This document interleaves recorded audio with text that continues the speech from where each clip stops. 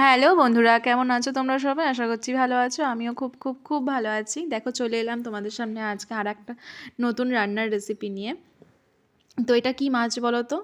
এটা হচ্ছে ভেটকি মাছ। তো এই ভেটকি মাছের আমি আজকে করব হচ্ছে, তোমরা তো অনেকেই ভেটকি মাছ ভাপা বা ভেটকি মাছের সর্ষে দিয়ে পাতুরি সবাই খেয়েছো, কম বেশি সবাই বানাতেও জানো।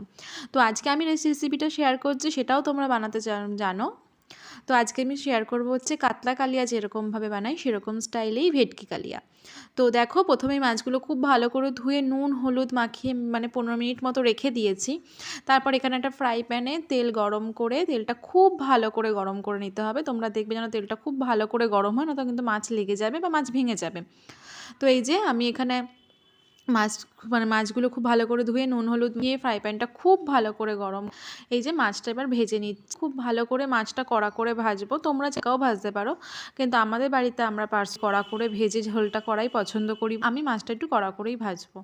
তো দেখো প্রায় মিনিট 5 মতো সময় লাগবে মাছটা খুব ভালো করে ভাজতে। আর মাছটা দেখো এই যে এরকম কড়া করে আমি ভাজবো, পুরো ব্রাউন হয়ে গেছে পেছনের দিকটা। তো যখন হয়ে যাবে তখন আবার উল্টে নেব, উল্টে আর একটা দিকও খুব খুব খুব ভালো করে ভেজে নেব। তো দেখতেই পাচ্ছ আমি খুব ভালো করে ভেজে নিচ্ছি, তোমরাও চেষ্টা করবে এভাবে ভালো করে ভেজে নেওয়ার। তো চলো এগুলো ভালো করে আমি উল্টে নিই।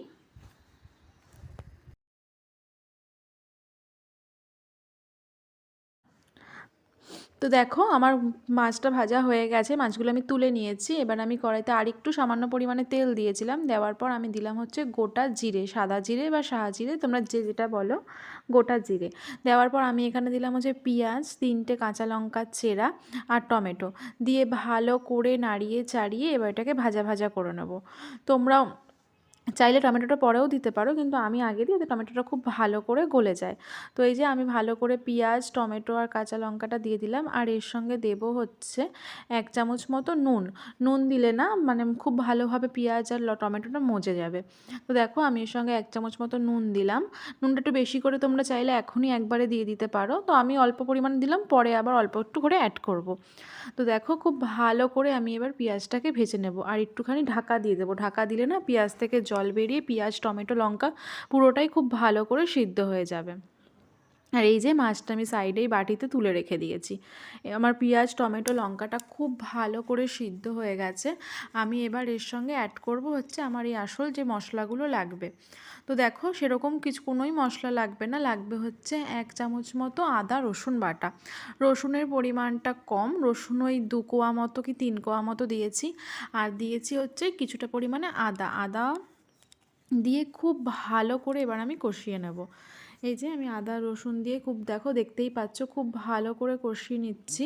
আদা আর রসুনটা খুব ভালো করে কষানো হয়ে যাওয়ার পর তোমরা এর সঙ্গে গুঁড়ো মশলাগুলো অ্যাড করবে। আমি এখানে দিয়েছি হচ্ছে 1 চামচ জিরের গুঁড়ো, 1 চামচ ধনে গুঁড়ো আর হচ্ছে হলুদ গুঁড়ো। তোমরা চাইলে কাশ্মীরি লঙ্কা বা এমনি শুকনো লঙ্কার গুঁড়ো দুটোই অ্যাড করতে পারো। যেহেতু আমার মেয়ে ছোট, মেয়ে খায় না, ও ঝাল খেতে পারবে না বলে আমি এখানে কোনো অন্য লঙ্কা ইউজ করলাম না। তারপর জল দিয়ে দেখো খুব ভালো করে কষিয়ে নিতে হবে, একদম নেড়ে চেড়ে খুব ভালো করে ঢাকা দিয়ে দিয়ে কষিয়ে নেবো, যেন মশলার কোনো কাঁচা গন্ধ না থাকে। তো দেখতেই পাচ্ছ আমি খুব ভালো করে কষিয়ে নিচ্ছি। তোমরাও রান্নার কিন্তু আসল স্বাদেই কষানোর মধ্যেই থাকে।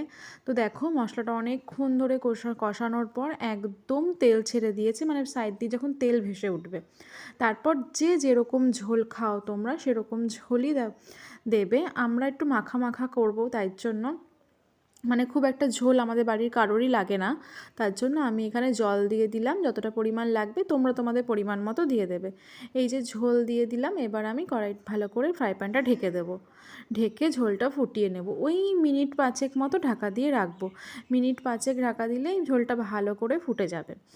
তো দেখতেই পাচ্ছ মিনিট 5 হয়ে গেছে, ঝোলটা খুব ভালো করেই ফুটে গেছে।